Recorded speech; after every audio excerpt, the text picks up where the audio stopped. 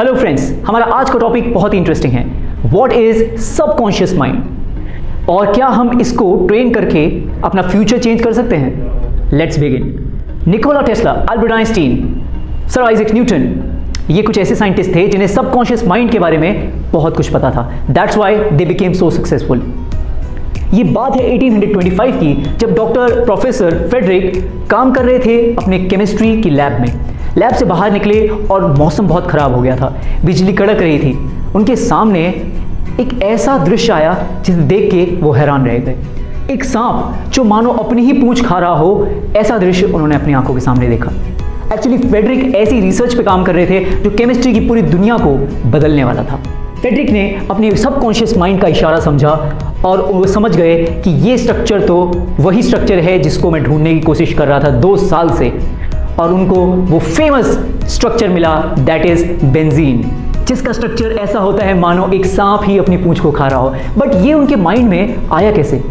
Friends, scientist हमें बताते हैं दैट हमारा माइंड इतना सिंपल नहीं है। ये एक ओशन की तरह है जिसमें बहुत सारी डिजायर्स, मेमोरीज, हैबिट्स भरी हुई होती हैं, और इसके 2 पार्ट्स हैं, conscious mind and subconscious mind. Conscious मतलब चेतन, जैसे मैं अभी आपसे बात कर रहा हूँ तो मैं कॉन्शियस हूँ कि मैं अगला स्टेटमेंट, अगला सेंटेंस क्या बोलूँगा।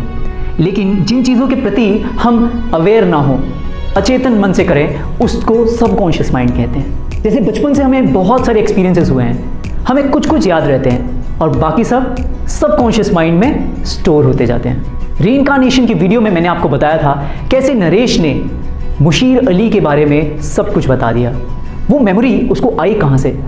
एक्चुअली सबकॉन्शियस माइंड एक डेटा बैंक की तरह होता है।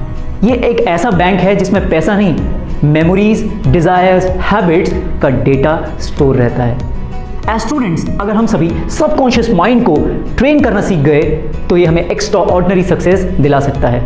जैसे मान लिया आप पहली बार साइकिल सीखते हैं तो हर एक पेडल हम सोच समझ के मारते हैं, है कि नहीं? लेकिन कुछ समय बाद इतना कॉन्शियस एफर्ट लगाने की ज़रूरत नहीं पड़ती, अपने आप ही साइकिल चल जाती है, अपने आप बैलेंस हो जाता है। ऐसा क्यों?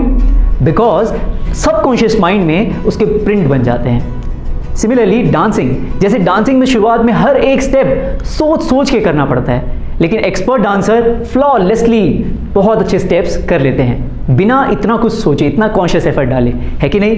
क्योंकि सबकॉन्शियस माइंड में राइट इम्प्रिंट्स बन जाते हैं। लंदन यूनिवर्सिटी की रिसर्च के अनुसार जो भी काम हम कॉन्शियस माइंड से करते हैं, यानी कि चेतन मन से करते हैं, वो हमारे अवचेतन मन यानी सबकॉन्शियस माइंड पे बहुत डीप इम्पैक्ट डालता है। एक रिसर्च में पता चला दैट जो students PUBG, call of duty जैसे इंस्टेंट रिस्पॉन्स गेम्स या एप्स में अपना वैल्यूएबल टाइम स्पेंड करते हैं, वो स्टूडेंट्स ज़्यादा वायलेंट, इम्पेशेंट और एंग्री होते हैं।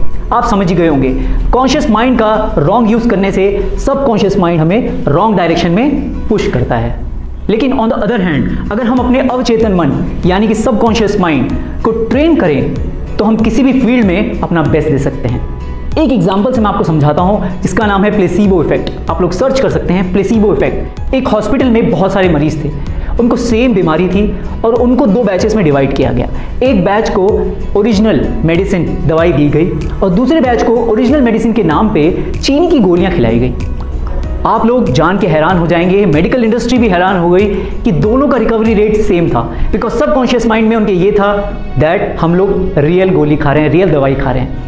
सबकॉन्शियस माइंड हमें डेंजरस डिजीज से भी बचा सकता है, that is a medical fact. Now हम अपनी लाइफ में क्या स्टेप्स ले सकते हैं to control and train our subconscious mind, अवचेतन मन को कंट्रोल करने के लिए? 3 स्टेप्स मैं आपको बताऊंगा, गोल्डन रूल्स। पहला है 15 minutes rule, second mastery over thoughts and third never be victim of mind. 15 minutes rule मैं अपने मेंटरशिप प्रोग्राम में अपने स्टूडेंट्स को बताता हूँ DLM शीट के बारे में, डेली लर्निंग मैनुअल। ये एक ऐसी मैनुअल है, कोई बुक नहीं है, एक डायरी आपको मेंटेन करनी है, या आप एक्सेल भी फिल कर सकते हैं, जिसमें आपको रोज फिल करना है कि आपने पहली चीज़ क्या सीखा आज, और दूसरी चीज़ आप कैसे और अच्छा कर सकते थे, अपने दिन को और अच्छा बना सकते थे। ऐसे अगर हम अपने पूरे दिन के प्रति कॉन्शियस रहते हैं तो नेक्स्ट डे हम लोग बेस्ट दे सकते हैं अपना। हमारा माइंड हमें राइट डायरेक्शन में पुश करेगा, सबकॉन्शियस माइंड राइट डायरेक्शन में हमें पुश करेगा।